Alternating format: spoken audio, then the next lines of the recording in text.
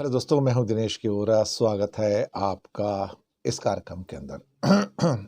दोस्तों, करप्शन का international index आ गया, यानी कि कौन सा देश कितना भ्रष्ट है।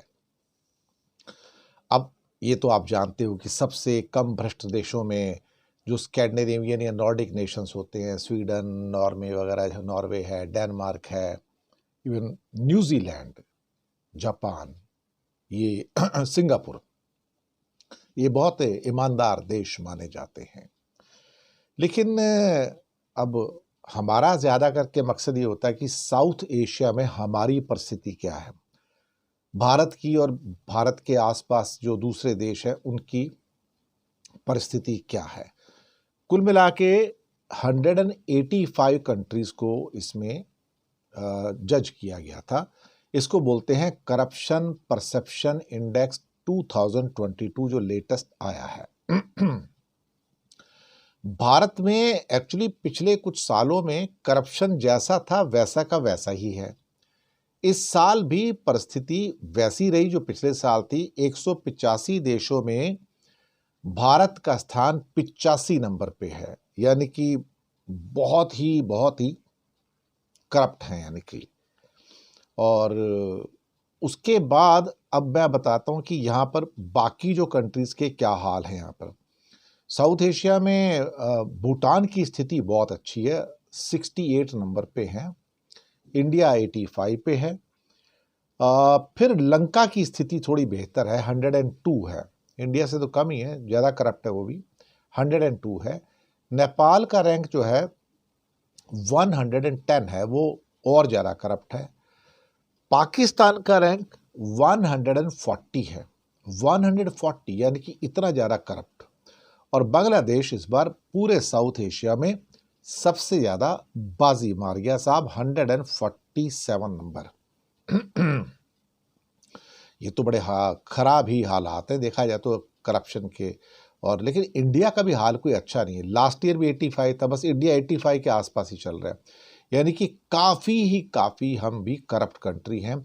और वो जो क्या कहते हैं कि मोदी जी जो कहते हैं कि हम भारत में हमने भ्रष्टाचार ख़त्म कर दिया है, लेकिन फिर खुद ही उसके बाद कहते हैं कि नहीं, भ्रष्टाचार ख़त्म नहीं हुआ। लाल किले से कहते हैं भ्रष्टाचार ख़त्म नहीं हुआ। और इसमें जो उनकी ट्रांसपेरेंसी इंटरनेशनल ने दिया है करप्शन परसेप्शन इंडेक्स में, क्या लिखा है?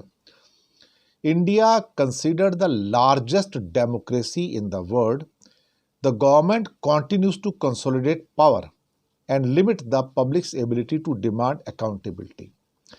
यानी कि भारत के अंदर सरकार लगातार जो सत्ता है उसके ऊपर अपना शिकंजा कसती जा रही है। Consolidate power and limit the public's ability to demand accountability.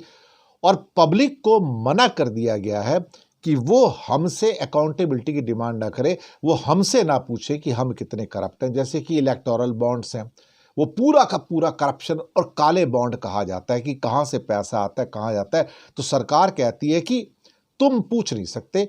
तो public's ability to demand accountability has been cancelled by this statement.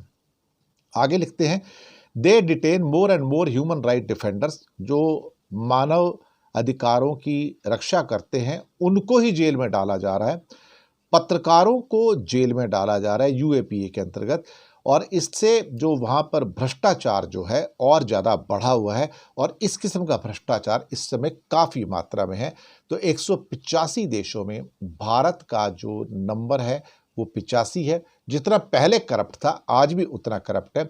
Modi ji के आने के बाद हमारे करप्शन में कोई सुधार नहीं हुआ है। इंडिया जैसे पहले पैसे लेता था करप्शन के, अब भी वैसे ही लेता है।